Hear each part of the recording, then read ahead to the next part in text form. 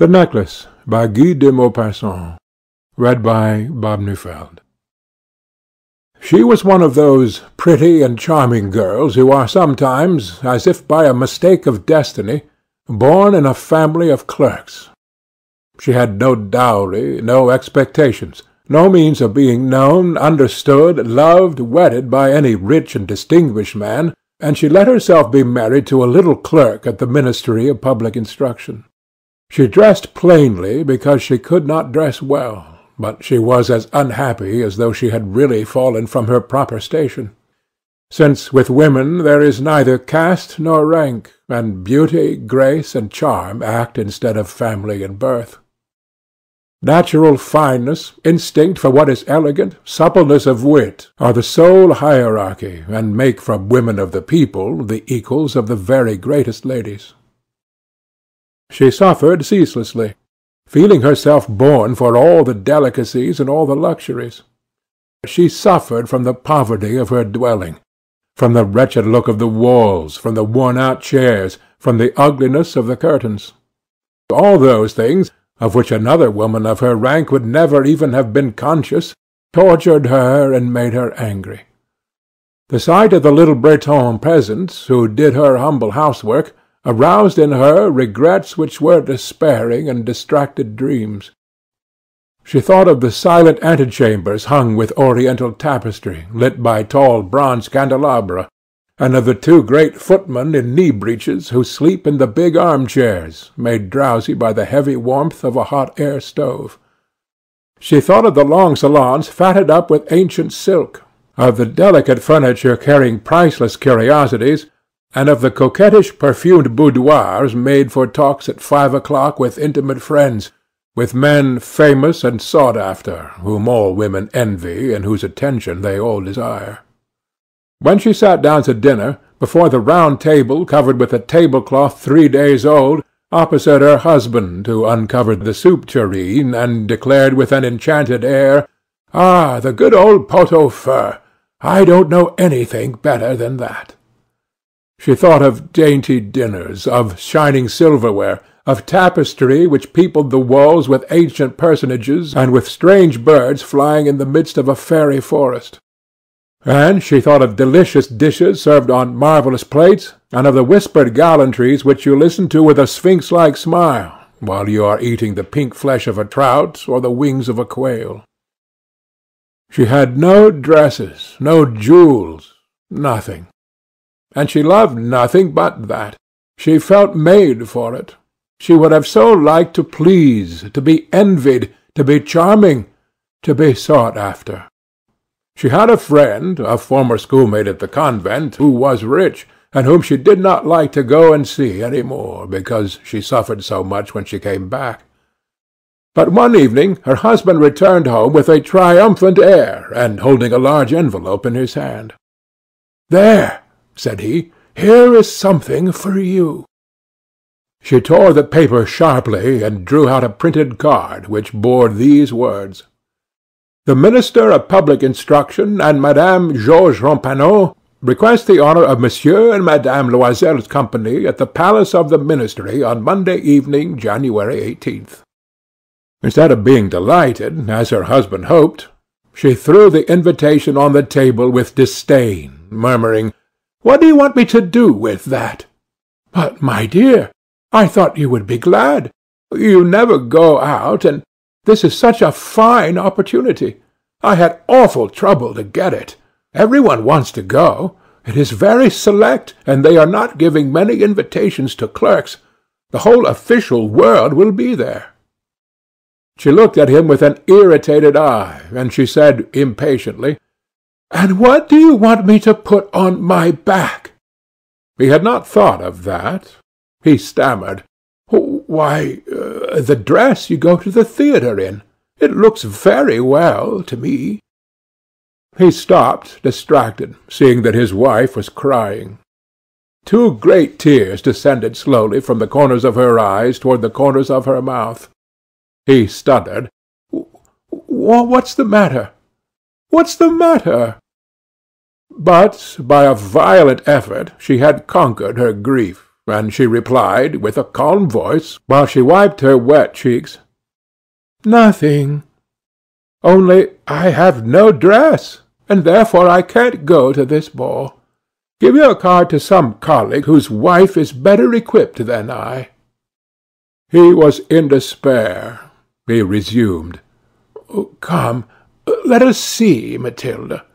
How much would it cost, a suitable dress, which you could use on other occasions, something very simple?"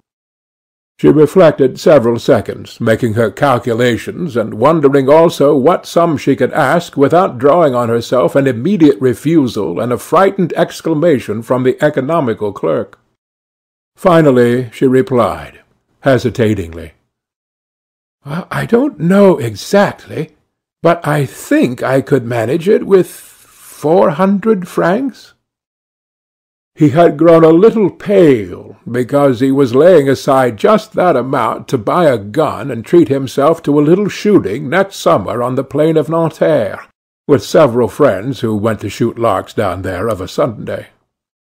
But he said, "All right, I will give you 400 francs, and try to have a pretty dress." The day of the ball drew near, and Madame Loisel seemed sad, uneasy, anxious. Her dress was ready, however. Her husband said to her one evening, "What is the matter? Come, you've been so queer these last 3 days." And she answered, "It annoys me not to have a single jewel, not a single stone, nothing to put on. I shall look like distress. I should almost rather not go at all."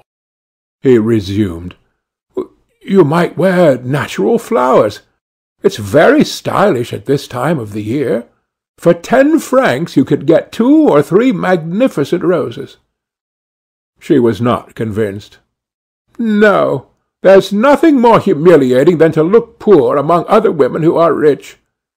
But her husband cried, "How stupid you are! Go look up your friend, Madame Forestier, and ask her to lend you some jewels. You're quite thick enough with her to do that." She uttered a cry of joy. "It's true! I never thought of it." The next day she went to her friend and told of her distress. Madame Forestier went to a wardrobe with a glass door, took out a large jewel-box, brought it back, opened it, and said to Madame Loisel, "Choose, my dear." She saw first of all some bracelets, then a pearl necklace, then a Venetian cross, gold and precious stones of admirable workmanship. She tried on the ornaments before the glass, hesitated, could not make up her mind to part with them, to give them back. She kept asking, "Haven't you any more?" "Why, yes, look, I don't know what you like." All of a sudden she discovered in a black satin box a superb necklace of diamonds, and her heart began to beat with an immoderate desire. Her hands trembled as she took it. She fastened it around her throat, outside her high-necked dress, and remained lost in ecstasy at the sight of herself. Then she asked, hesitating, filled with anguish, "Can you lend me that, only that?" "Why, yes, certainly." She sprang upon the neck of her friend, kissed her passionately, then fled with her treasure. The day of the ball arrived. Madame Loisel made a great success. She was prettier than them all, elegant, gracious, smiling, and crazy with joy. All the men looked at her, asked her name, endeavored to be introduced. All the attachés of the cabinet wanted to waltz with her. She was remarked by the minister himself. She danced with intoxication, with passion, made drunk by pleasure, forgetting all in the triumph of her beauty, in the glory of her success, in a sort of cloud of happiness composed of all this homage, of all this admiration, of all these awakened desires, and of that sense of complete victory which is so sweet to woman's heart. She went away about 4 o'clock in the morning, Her husband had been sleeping since midnight in a little deserted anteroom with 3 other gentlemen whose wives were having a very good time. He threw over her shoulders the wraps which he had brought, modest wraps of common life, whose poverty contrasted with the elegance of the ball-dress. She felt this, and wanted to escape so as not to be remarked by the other women, who were enveloping themselves in costly furs. Loisel held her back. "Wait a bit. You will catch cold outside. I will go and call a cab." But she did not listen to him, and rapidly descended the stairs. When they were in the street they did not find a carriage, and they began to look for one, shouting after the cabmen whom they saw passing by at a distance. They went down toward the Seine in despair, shivering with cold. At last they found on the quay one of those ancient noctambulant coupés which, exactly as if they were ashamed to show their misery during the day, are never seen round Paris until after nightfall. It took them to their door in the Rue des Martyrs, and once more sadly they climbed up homeward. All was ended for her, and as to him, he reflected that he must be at the ministry at 10 o'clock.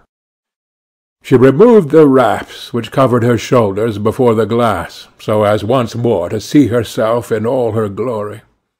But suddenly she uttered a cry. She had no longer the necklace around her neck. Her husband, already half undressed, demanded, "What is the matter with you?"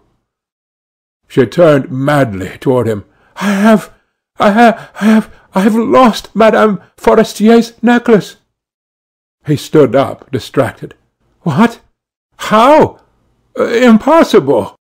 And they looked in the folds of her dress, in the folds of her cloak, in her pockets, everywhere. They did not find it. He asked, "You are sure you had it on when you left the ball?" "Yes, I felt it in the vestibule of the palace. But if you had lost it in the street, we should have heard it fall. It must be in the cab." "Yes, probably. Did you take his number?" "No, no. And you, didn't you notice it?" "No." They looked thunderstruck at one another. At last Loisel put on his clothes. "I shall go back on foot," said he, "over the whole route which we have taken to see if I can't find it." And he went out. She sat waiting on a chair in her ball-dress, without strength to go to bed, overwhelmed, without fire, without a thought. Her husband came back about 7 o'clock. He had found nothing. He went to police headquarters, to the newspaper offices, to offer a reward. He went to the cab companies, everywhere, in fact, whither he was urged by the least suspicion of hope. She waited all day in the same condition of mad fear before this terrible calamity. Loisel returned at night with a hollow, pale face. He had discovered nothing. "You must write to your friend," said he, "that you have broken the clasp of her necklace, and that you are having it mended. That will give us time to turn round." She wrote at his dictation. At the end of a week they had lost all hope, and Loisel, who had aged 5 years, declared, "We must consider how to replace that ornament." The next day they took the box which had contained it, and they went to the jeweller whose name was found within. He consulted his books. "It was not I, madame, who sold that necklace. I must simply have furnished the case." Then they went from jeweller to jeweller, searching for a necklace like the other, consulting their memories, sick both of them with chagrin and with anguish. They found in a shop at the Palais Royal a string of diamonds which seemed to them exactly like the one they looked for. It was worth 40,000 francs. They could have it for 36. So they begged the jeweller not to sell it for 3 days yet, and they made a bargain that he should buy it back for 34,000 francs in case they found the other one before the end of February. Loisel possessed 18,000 francs which his father had left him. He would borrow the rest. He did borrow, asking 1,000 francs of one, 500 of another, 5 louis here, 3 louis there. He gave notes, took up ruinous obligations, dealt with usurers and all the race of lenders. He compromised all the rest of his life, risked his signature without even knowing if he could meet it, and frightened by the pains yet to come, by the black misery which was about to fall upon him, by the prospect of all the physical privations and of all the moral tortures which he was to suffer, he went to get the new necklace, putting down upon the merchant's counter 36,000 francs. When Madame Loiseau took back the necklace, Madame Forestier said to her, with a chilly manner, "You should have returned it sooner. I might have needed it." She did not open the case, as her friend had so much feared. If she had detected the substitution, what would she have thought? What would she have said? Would she not have taken Madame Loisel for a thief? Madame Loisel now knew the horrible existence of the needy. She took her part, moreover, all on a sudden, with heroism. That dreadful debt must be paid. She would pay it. They dismissed their servants. They changed their lodgings. They rented a garret under the roof. She came to know what heavy housework meant, and the odious cares of the kitchen. She washed the dishes, using her rosy nails on the greasy pots and pans. She washed the dirty linen, the shirts, and the dishcloths, which she dried upon a line. She carried the slops down to the street every morning, and carried up the water, stopping for breath at every landing.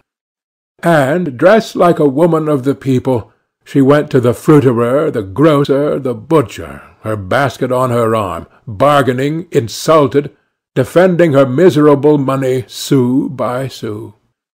Each month they had to meet some notes, renew others, obtain more time. Her husband worked in the evening making a fair copy of some tradesman's accounts, and late at night he often copied manuscript for 5 sous a page. And this life lasted 10 years. At the end of 10 years they had paid everything, with the rates of usury and the accumulations of the compound interest. Madame Loisel looked old now. She had become the woman of impoverished households, strong and hard and rough.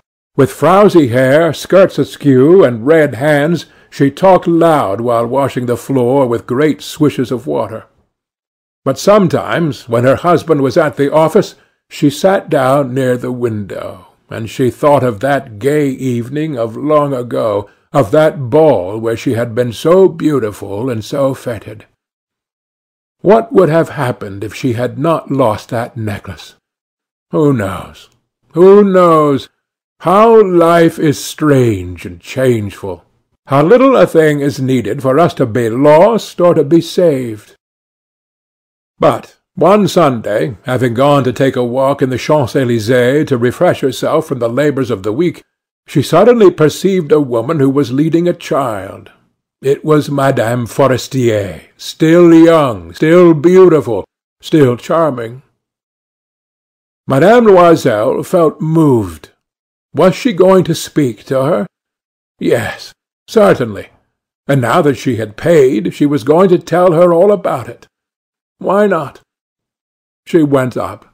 "Good day, Jean." The other, astonished to be familiarly addressed by this plain goodwife, did not recognize her at all, and stammered, "But, madame, I do not know. You must have mistaken." "No, I am Mathilde Loisel." Her friend uttered a cry. "Oh, my poor Mathilde! How you are changed!" "Yes, I have had days hard enough since I have seen you, days wretched enough. And that because of you." "Of me? How so?